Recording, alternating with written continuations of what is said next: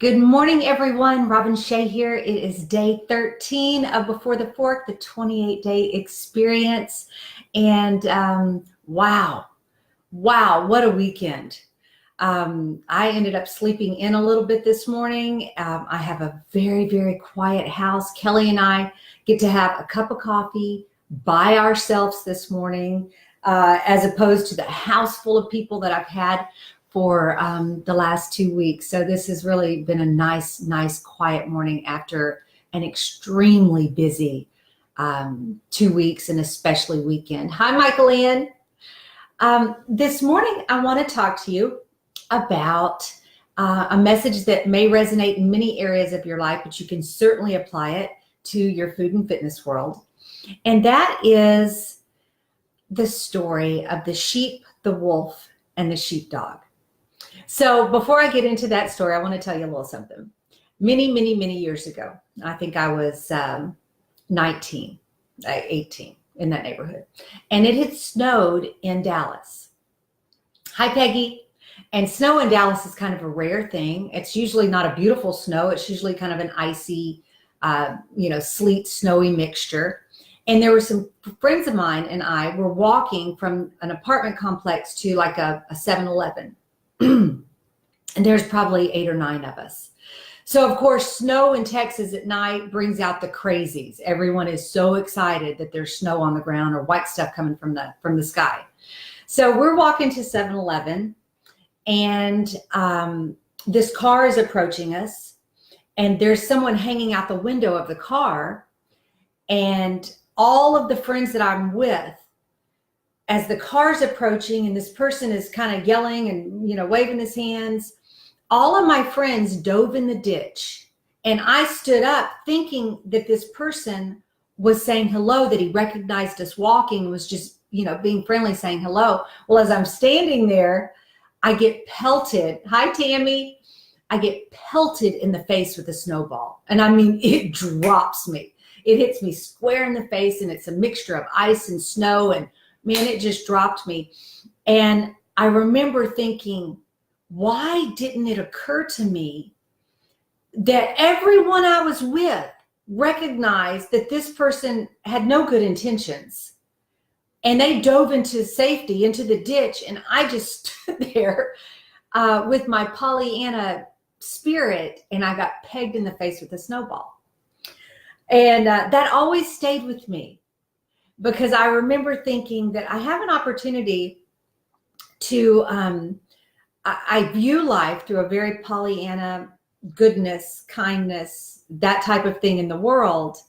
And I don't often recognize pitfalls and danger and people with less than good intentions. I tend to, I just don't see that.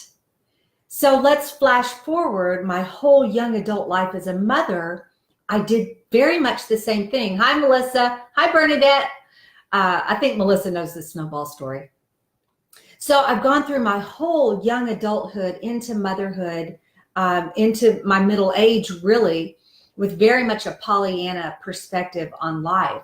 So in that way, I was very much, I don't want to say a sheep because I wasn't a follower, but I didn't often look for the bad. I only wanted to see the good. So how this relates to the message today, which is the sheep, the wolf, and the shepherd, is that in all of us, oh, you're sweet, Michael Ann.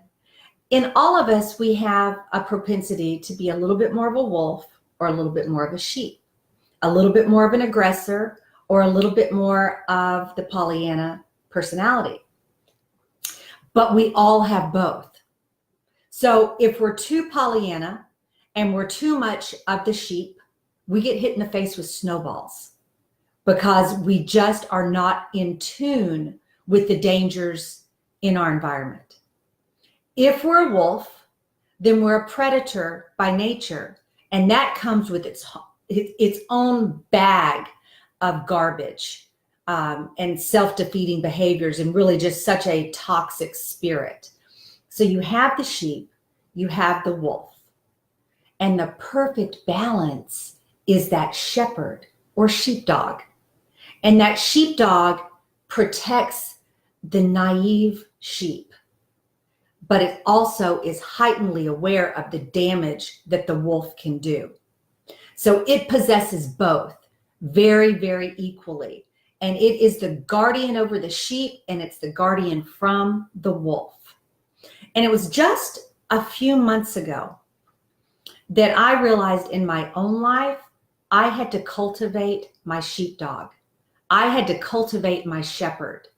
I had to never abandon my naive spirit, which I think is such a blessing. I never want to abandon that.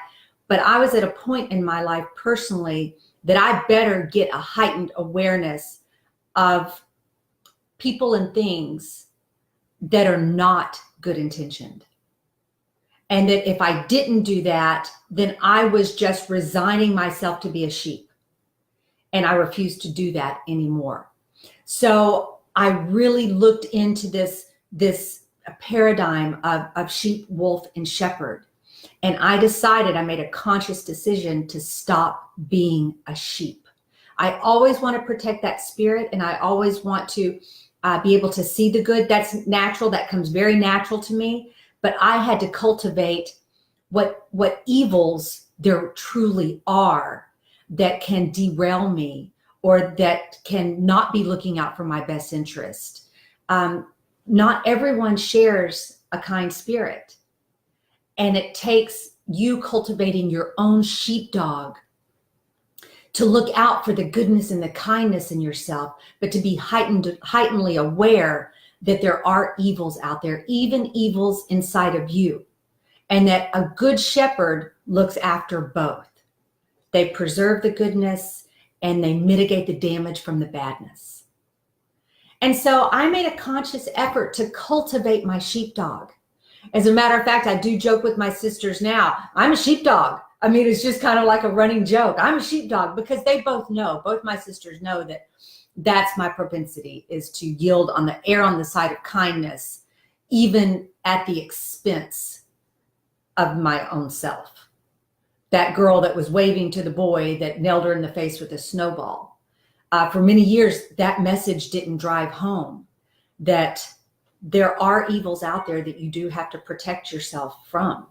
You have to be your own sheepdog. You have to be your own shepherd and protect the good in you and mitigate the damage from the bad that exists in all of us. And, you know, that's all we are, is we're a combination of the good in us and the bad in us. And whatever wins grows stronger. But we have to be aware, because we could have this badness in certain areas of our lives.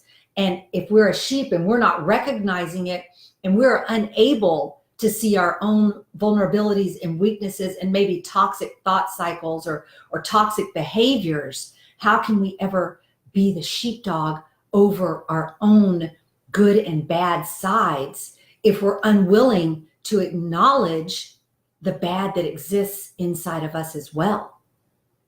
So don't be afraid of what's in you that doesn't feel pure of heart. Don't deny it, because if you deny it, you can never govern over it. So acceptance is huge. Accepting that you have both sides in you. I was very imbalanced. I had a very naive, do-gooder core to me, but there's also parts of me that don't serve me. There's definitely parts of me that undermine the good in me. And stepping into the shepherd role in your life, stepping into the sheepdog of your own good and bad, is a way that you can govern over your life with wisdom. So it's wonderful when we meet someone with a wonderful nature. And then maybe the longer we spend with them, the more time that we spend with them, we realize, wow, they got stung here, they got stung here, they got stung here. They're not learning life's lessons. They're choosing to continue to look at life in such a Pollyanna way that there's no one shepherding over their decisions. There's no one helping them through their own naive spirit. So there's nothing wrong with maintaining the innocence. but you are responsible to be your own shepherd. God empowers you with the wisdom to step into that role in your life and govern over the good and the bad within you, as well as the good and the bad outside of you, in the world, in the people. Just because you don't want to see the bad in someone doesn't make their intentions pure towards you. You're going to have to acknowledge that not everyone is going to see life as you see it. And you have to not attach a judgment to it, but be a good shepherd for yourself. Look over yourself, care for yourself, be aware of damage that can be done. Be aware of taking a couple extra precautions so that the good in you doesn't get waylaid by the bad in someone else. So maintain the goodness, but be a shepherd, be a diligent servant to yourself so that that sheep in the field can graze carefree and enjoy life and have that existence that is pure of heart. And that wolf is always lingering, always on the prowl outside of the herd. That wolf is always looking for an opportunity to penetrate the innocence of the sheep. And if it weren't for the shepherd being aware of the goodness and the evil, then that sheep is going to be at the prey of the wolf for their entire life. Cultivate your inner shepherd. Cultivate your sheepdog. Become the sheepdog. There is power in protection, the guarding of your innocence and the guarding from the evils, both in yourself and in others that look to do you harm. So that can absolutely apply to your food and fitness world, meaning that you are protecting the environment in which the sheep in you, the goodness in you, can flourish and can become whole. Guard yourself. Guard the goodness that you're trying to cultivate in your new life, in your desired self story. Protect and look over your life. Be the shepherd to yourself that you so genuinely deserve. Just as I deserved and denied myself, I honestly wrapped up a little bit of it felt evil to me to look with a suspicious heart at the different things that could infiltrate my world. It didn't feel pure of heart to be so discerning. It felt like, wow, I'm inviting it in because that's what I'm looking for. Well, there's a wisdom in acknowledging that those things do exist. There's a wisdom there. And I think finally at 52, I'm stepping into that wisdom and allowing it to minister to me and empower me to be the shepherd of my own life. Not every direction you look at is going to be pure of heart, regardless how pure of heart your heart is. There are things out there that do look to do harm. And we have to bless those things and realize that those opportunities are just another opportunity for us as children of God to deepen our faith in all of the strengths that he provides us with. He provides us with the sheep. He provides us with the wolf, but he's asking us to be the shepherd. So I love you all. Thank you for this wonderful Monday morning. I know I'm running a little late, but listen, I needed that little extra sleep this morning. I'm feeling on top of the world today. So I'm going to go out and tackle it, and you guys do the same. And anybody shout out on the page how you're doing in your 80-20. What are some of the tips that you would like to share with others that are working for you? Know that this is a place for you to vent your frustrations, shout out your celebrations, and just be together as a family that is trying to take life to the next level. Y'all have a super great day, and I'll be back with you tonight. Talk to you then.